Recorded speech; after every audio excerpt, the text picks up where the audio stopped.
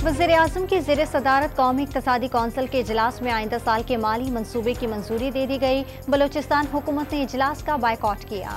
PTI हुकूमत का शुरू किया गया सेहत सहूलत प्रोग्राम आइंदा माली साल भी जारी रखने का फैसला। प्रोग्राम के लिए 2 अरब 30 करोड़ रुपए रखने की तजवीज़। वज़ीर-ए-आज़म के मुआविन ख़ुसूसी अता तारर ने अब्दुल रज़्ज़ाक एडवोकेट के कत्ल का जिम्मेदार चेयरमैन PTI को करार दे दिया।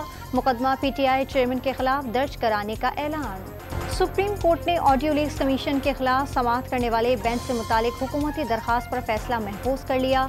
ऑडियो लीक्स कमीशन को काम से रोकने का हुक्म इम्तना भी तौसी। राजनपुर के रोजान शहर में डाकुओं के 2 ग्रुपों में तसादुम के दौरान 4 जानें चली गईं। पुलिस ने मुलजिमान की गिरफ्तारी के लिए कोशिशें शुरू कर दी। कराची गिजरी में रवा साल की बड़ी चोरी की वारदात।